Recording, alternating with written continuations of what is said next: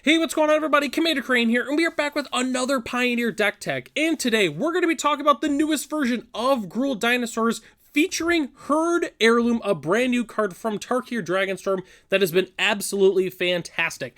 As always, at the end of the video, let me know in the comments section below, what do you think about this deck and its current iteration? Is there anything that you would change with dinosaurs, or do you play dinosaurs in Pioneer and your list looks a little bit different? Just let me know in the comment section below. So for those who are familiar with this channel and watch a lot of the deck techs, this one's going to be a little bit different. I'm still going to be talking about the different numbers of cards that we're playing in this deck as well as the sideboard, but I'm going to be going a lot more in depth on everything. So if you like the tips and strategy section that I normally talk about, I'm going to be going into depth on everything with that, which is really, really cool. But let's go and hop into the actual video topic. So we're going to be talking about the entire main board, the recent cuts based off of the last iteration of this deck.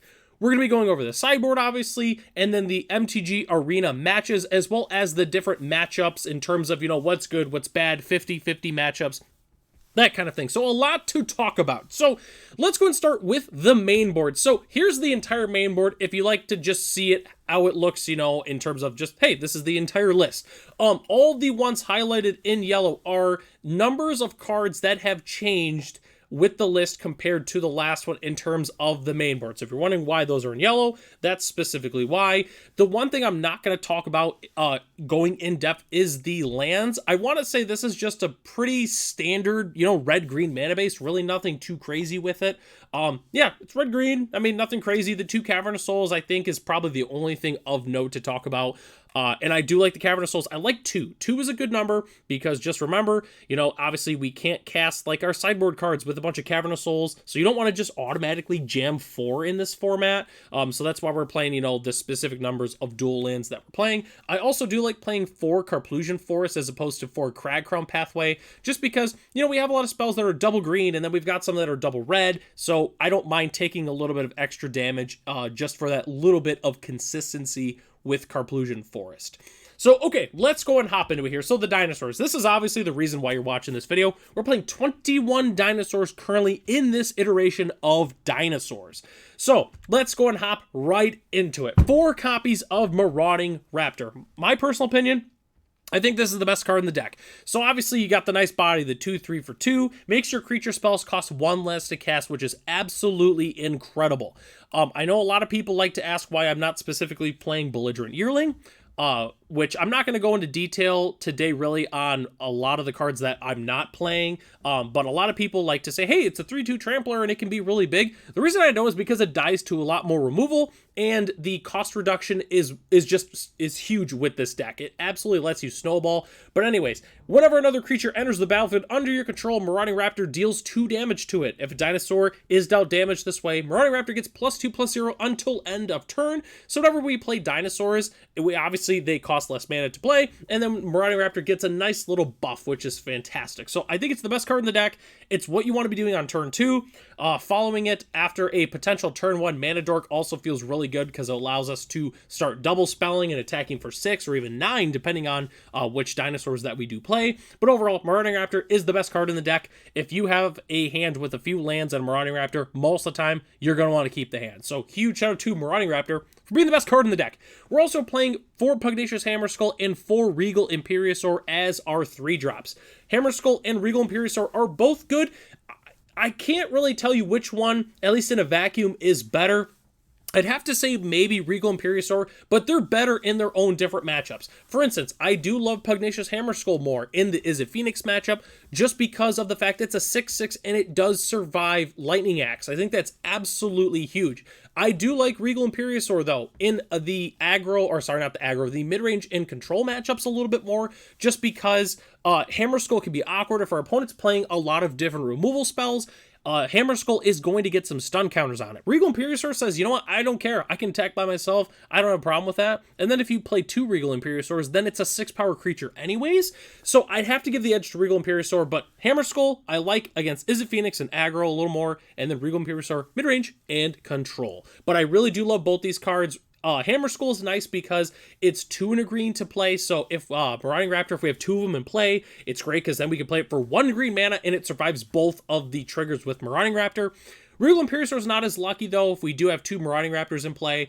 But if we do have a second Regal Imperiosaur after, and then we play another Marauding Raptor, it does survive, which, keep that in mind. Also with Marauding Raptor, if you just really, Regal Imperiosaur is nice because if you have a multiple Marauding Raptors, it kind of helps with the damage a little bit. But I really do love the 3 drops that we're playing in this deck. Regal Imperiosaur, fantastic addition from Aether Drift. So, we're also playing 4 copies of Rampaging Raptor. This might be a controversial take, but me personally, I've played so many games with this deck. I really believe Rampaging Raptor is the second best dinosaur in this deck. Having a pseudo questing beast 4/4 for 4, trample and haste, you have the nice activated ability there, the fire breathing, and then you obviously got the questing beast text where whenever it deals damage to opponent, it can deal that much to a planeswalker, which the trample and haste is fantastic. The reason you're playing this is the haste. Just being a 4 mana 4/4 trample and haste is just super good. Trample makes it really bad for our opponent. They can't chump block this.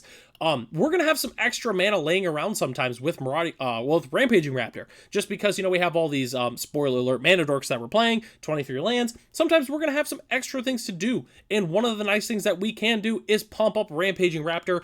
I can't tell you how many games I've won just being able to pump Rampaging Raptor, and then we win the game from it. It's fantastic, and not that we run into a lot of Planeswalkers, but it feels really good, like if our opponent, if they Fatal Push like a Marauding Raptor, and then they Lily, make a sacrifice like a 3-drop, and then we can play the Rampaging Raptor, get in some damage, deal 4 to their Liliana. That feels really, really good. So overall, huge fan of Rampaging Raptor, and that's why I think it's the second best card in the deck.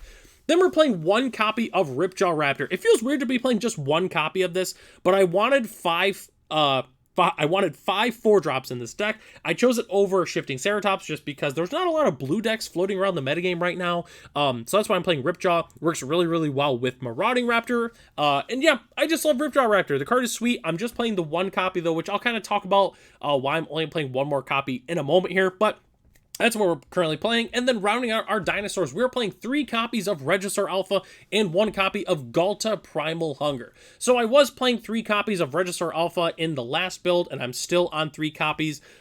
Really just because we're aggro, obviously, and with the addition of Regal Imperiosaur and Pugnacious Hammerskull, really we're getting more dinosaurs. We're getting bigger dinosaurs at lower rarity, or not lower rarity, lower cost. So it doesn't feel like we have to just slam all the good dinosaurs as an automatic 4 of. Now we can actually do a little bit of tuning, and that's why I'm playing just 3 copies of Regisaur Alpha, just because it's a 5-drop. But it's still really, really good with Marauding Raptor. It feels great if we go turn 1 Elf into turn 2 Raptor, into turn 3 Regisaur Alpha, and then attack for 9. That's absolutely crazy because our other dinosaurs haste, so if it does survive a full turn rotation, comes back to our turn, then we can start playing some Hammer Skulls and Regal Imperiosaurs, and they'll get haste as well, which just feels really, really good. So huge fan of Regisaur Alpha in the deck.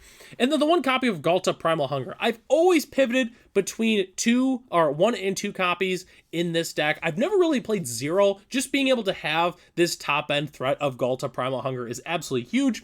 We can turn 3 it in this deck. It's not completely unreasonable. If we go turn 1 Elf into turn 2 Marauding Raptor, it allows a few different lines of a turn 3 Ghalta Primal Hunger. But the real reason why I'm only playing 1 copy is just because it's not fantastic in the metagame right now. There's a lot of mid-range and control decks going around. They're able to remove our early threats extremely easily. I mean, people are playing mainboard Torch the Towers just because of the mono red aggro deck, which honestly is not great for us in the sense that all this different early game removal, as well as like Chandra's defeats and red cap melees, it does hurt us a little bit. So it's harder to get Ghalta down early, but it's still a card that we want in our deck. So I'm just playing 1 copy. The card is not bad itself. It just doesn't line up great in the overall metagame as it stands currently. Okay, so those are all the dinosaurs that we're playing. Let's go and hop into the Manadors and non-creatures in terms of, just non-dinosaurs and non-creatures. I don't know, but let's go and hop into it here. So we're playing 6 Manadorks in this deck, 4 Llanowar and 2 Elvish Mystics. Yes, you can go 3 to 3 if you want to. I'm just partial to Llanowar Elves, and The only card that would really stop something like this is like Phyrexian Revoker, which no one really plays Phyrexian Revoker, so it's not something we're going to really ever run into. It seems a little weird for people that are not really familiar with this deck. Why are you playing 6 elves? So the backstory really goes to when I used to play red-green Ponza back in the day. I've always loved playing 10 1-drops in a deck like this, where we're trying to set up our early turns to benefit our later turns. I've always really loved playing 10 1-drops in a deck. I've noticed with this deck, when I was playing 8 when Pugnacious Hammerskull first came out and Regal Imperiosaur, the deck felt like it just, like, the elves are awkward. Yes, you do want them in your opening hand, but it's so bad drawing these late game, and 6 feels like a good number where it feels like you have it in your opening hand quite a bit, but without drawing as many in the late game. I think 6 is a good number, and again, Marauding Raptor is the best card in the deck, where we can play it turn 2 no matter what. We can't really accelerate into, a turn 1 Marauding Raptor, obviously, so it makes sense just playing these 6 Manadors. I really do like the current 6 number, but we're also playing 4 Commune with Dinosaurs as our other good 1-drop. You can't, obviously you cast it on turn 1 sometimes. You want to dig for the Marauding Raptor if you don't already have it, or if you do have the Marauding Raptor, kind of set up for your later turns. Get an Imperiosaur or get a Hammerskull, maybe set up with a turn 3 Rampaging Raptor. Overall feels really good. It feels good, drawing it early game, feels good drawing it late game. It's just an Ancient Stirrings for the deck. But we're also playing 4 copies of Burst Lightning, a new addition to the main board.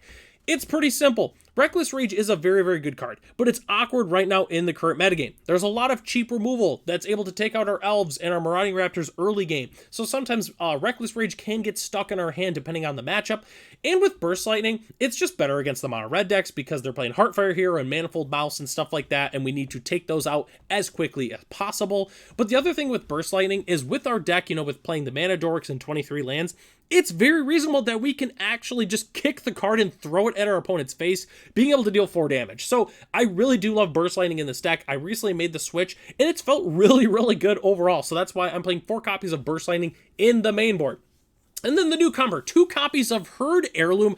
I love this card. Funny enough, so when I originally made this deck tech, I put the whole thing together, I made all the slides and everything, and the card was like a $2, $2.50 card, and I went to check back just to make sure that all the prices were correct there that are at the bottom, and all of a sudden I'm like, wait, this card is $8 a piece, and it makes sense because the card is so good. So you can tap it, add 1 mana of any color, spend this mana only to cast a creature spell. It's fantastic. It's a little bit of mana fixing that we can use for this deck. Not that we really need it very often, but it does feel good overall. And then the reason we're really playing this, you can tap it. Until end of turn, target creature you control with power 4 or greater gains trample, and whenever this creature deals combat damage to a player, draw a card. So this card fixes a few things that this deck has desperately needed. 1, for a long time, one thing I've always hated was all of our dinosaurs, Marauding Raptor, we play 2 dinosaurs, it's a 6/3, or, Hammerskull obviously being a 6/6, and Regal Imperiosaur being a 5/4. It feels so annoying when our opponent just chump blocks all of our creatures, and we can't get any damage through, and we lose a race because they can just chump block or so on and so forth, or we just run out of cards really fast, and then we've got nothing else going on. I love Herd Heirloom with both of those abilities. Being able to give our creatures trample is awesome. Being able to draw some extra cards feels good. Even playing there's situations where I play Marauding Raptor, and then I play a Rampaging Raptor, and, obviously being able to buff that, and then we activate the Herd Heirloom usually feels pretty good. Be able to draw some cards, get some damage through. Overall, I really love Herd Heirloom in this deck. I like 2 copies. I think 2 is a good number. I was in between this video and the last time I updated this deck. I was playing 2 copies of Belligerent Yearling, which they felt okay, but I swapped them out for the Herd Heirloom, and it feels fantastic. So I do love the 2 copies of Herd Heirloom in the deck. It's awesome. I can't express enough how good the card is in this deck. Honestly, I might even go up additional copies because I think the card is just that good. But anyways, I've been talking about Herd Heirloom too much. Let's go ahead and go into the next section. The recent cuts, the cards that are no longer being featured in the main board. So those cards are 4 Reckless Rage, 1 Ripjaw Raptor, and 1 Galta Primal Hunger. So Reckless Rage I did talk about. It's not great in the metagame in the main, spoiler alert, as a whole, so that's why I'm cutting the Reckless Rages. And then the Ripjaw and the Galta, I really wanted to make room for the Herd Heirlooms, and with the presence of Regal Imperiosaur in the deck, I feel like I don't have to go quite as big all the time, so that's why I cut the Ripjaw Raptor, and then the Galta Primal Hunger we talked about just because it's not as good in the metagame. Our opponent's playing all this early game removal, so it's hard to get Galta in play, and it's also just a really bad top deck in the late game. If we're like in a top deck war, we're low on resources, we don't have a lot of creatures in play, and we draw a Galta, it's like, woof, wow, that was a horrible draw. So that's why I went ahead and cut those cards. Okay. So the next thing we have to talk about is the sideboard. Again, normally I love to give the disclaimer like, oh, this is, maybe just a general idea of what you would play. No, this is what I'm playing. This is my current sideboard as it stands with this deck. And obviously it changes based on the metagame. But as of the current metagame, as of recording this video, this is what I'm playing. So I'm playing the 2 copies of Reckless Rage. The tricky part with Reckless Rage, it's such a good card, but being able to deal the 4 damage is an effect that I've always really liked. The 2 damage to one of our creatures is just, it doesn't really matter because our creatures are so big. And I wanted a card that's just an extra removal spell, but something that can also kill Greasefang, for instance, for 1 mana, but that's also just flexible. And that card's Reckless Rage. So that's why we're playing 2 copies in the sideboard. We basically just swapped with Burst Lightning, because we were playing 2 Burst Lightnings in the sideboard and then the 4 Reckless Rage, so we basically just made an easy swap there.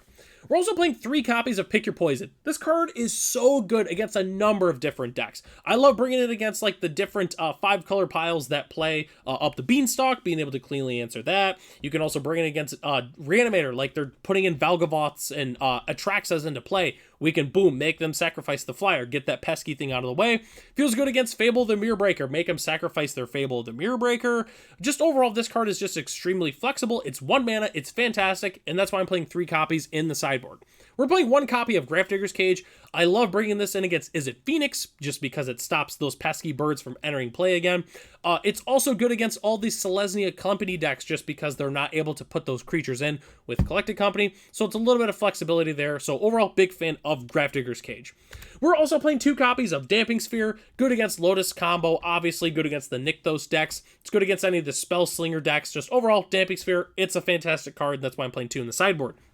Mage Bane Lizard, 3 copies of it. This card is just so good.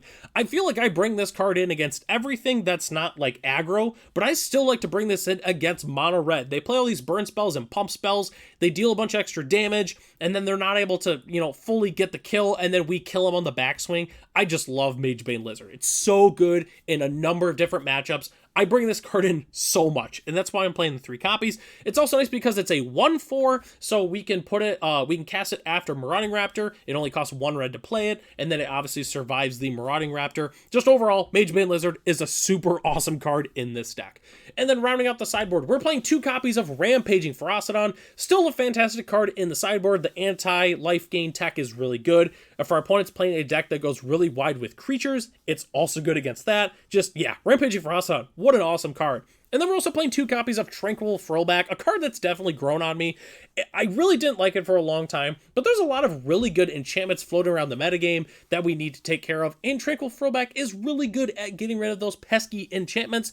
Yeah, just having all the effects, having the nice naturalize effect, exiling a player's graveyard can be good, not even necessarily like Greasefang, but if they're playing the graveyard deck and where it's just like for value, we can get rid of that. We can also gain some extra life. So when we're playing against like mono red, we can bring this in, gain some extra life, maybe destroy like one of their Kumanos or something like that, or a roll token. Normally feels pretty darn good. So yeah, definitely a huge fan of Tranquil Throwback in the sideboard.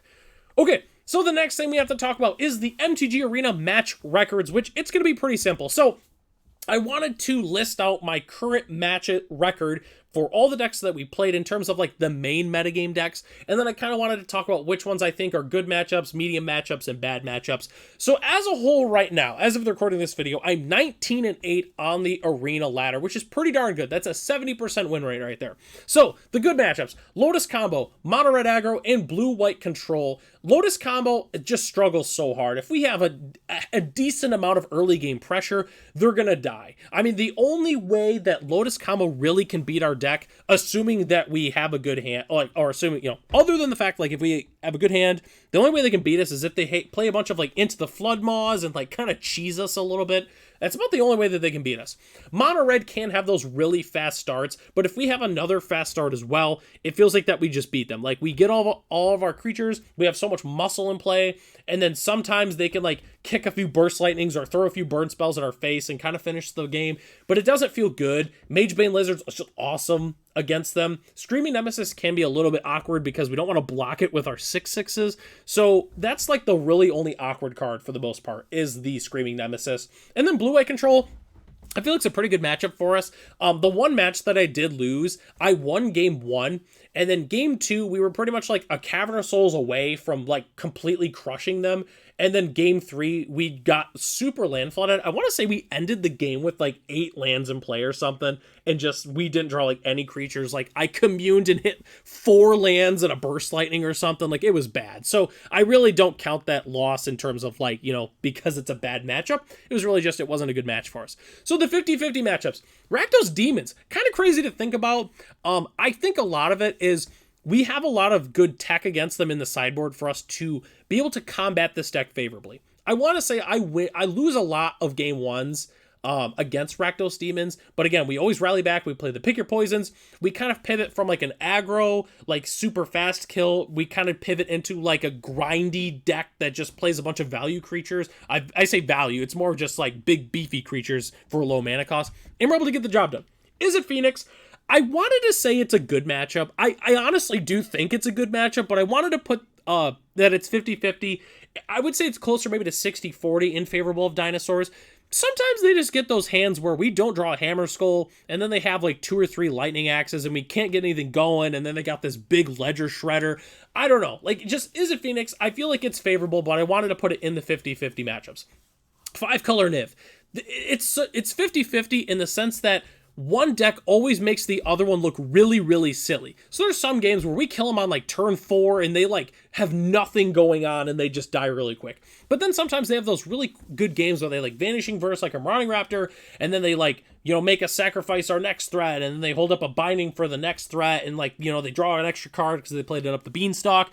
I don't know, it just feels 50-50 with this deck. I think it's slightly unfavorable, but we can definitely get some wins against 5-color Niv easily. Green-White Coco, I think it's 50-50. I've only played against it once on the ladder. I do know the ins and outs of how to beat this deck. The game that they beat us, they had just one of those, it was really just one of those Green-White Coco hands. Like, they went turn 2, like Spellbinder, and like took an early threat, and then they turn 3 Collected Company in response to our spell, Aven Interrupter, and like they just like had one of those Green-White Coco hands just twice in a row. The bad matchups, Green-White Angels. I did manage to beat them. I still think it's a horrible matchup. I beat them game 1 because they got stuck on 3 lands. Game 2, they had just one of those angel hands. And then in game 3, I got down a turn 2 Rampaging Ferocidon, and they just didn't have a Skyclave to be able to take it out. I don't know. It's not a good matchup, but we were able to take the game. Jund Sack is such a bad matchup for us. Like, when they claim the Firstborn, and then they attack us with our big, 6/6 Pugnacious Hammer Skull, and then they sacrifice it, it's just an absolute blowout. I've never thought Jund Sack is a good matchup for this deck just because of the early game removal, the interaction, and then the nice instant kill they have with Ygra. It's never been a good matchup for us. And then in terms of other decks I've played against, I'm 4-1 against. I'm forgetting what the one loss is all of a sudden. It was something like really, I don't want to say dumb, but it was like a deck that really wasn't that good, and we just somehow lost to it. It's bugging me all of a sudden, but I know that the 4 wins, it was like a mono green aggro deck. It was like lizards. And then it was like a blue-white Enchantress control deck that we beat. That was one of them. I don't know. I can't remember the other ones. But yeah, 70% win rate. That's pretty darn good with a brew, especially on the arena ladder, full of aggro or full of mid-range and control decks. And hey, we're slogging our way through it. No problem. And this was the real inspiration of this. I've just been playing a lot on the arena ladder, and just wanted to go ahead and share my results with this. 70% win rate. That's pretty darn good. And then the last thing I'm going to talk about, just the final recap. This deck, I've been playing it for obviously a long time for those who are unfamiliar with this channel. Dinosaurs, we just keep on adjusting. Whatever they throw at us, whatever metagame shifts they have, if it goes back to aggro, back to mid-range, back to control, we can adjust, no problem. Whether or not we got to switch up our removal spells or protection spells or the specific dinosaurs in our deck, go up and down land counts if we need to go fast, if we need to be grindy, we can adjust, no problem. This deck's always been able to adjust. I've been playing this deck in multiple different metagames since Pioneer started in 2019. We're able to make the adjustments and get wins on the arena ladder, in paper, on Magic Online. This deck can adjust, no problem. And this is just the current iteration. I don't generally like to make updates in terms of every little small thing or every set that comes out.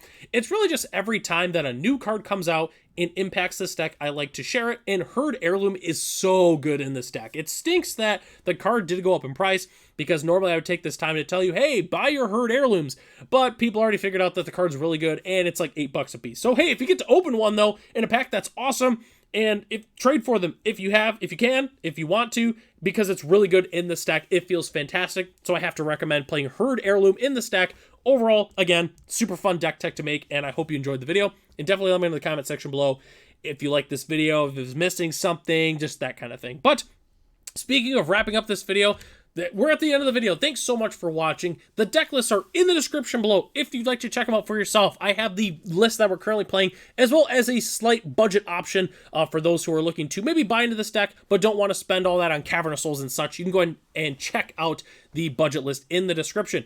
Thank you to our channel members, Ralph, Matt, Arcadius, Ray, Gary, Serwanoki, Michael D, our premium channel member, The Common Kolb, and Jeremy P. If you're interested in being a channel member, it starts at $1 US a month, and you gain access to the exclusive Commander Crane Discord, as well as other features here on the channel. So, I'm Commander Crane, thanks for watching this video, and I hope to catch you in the next one.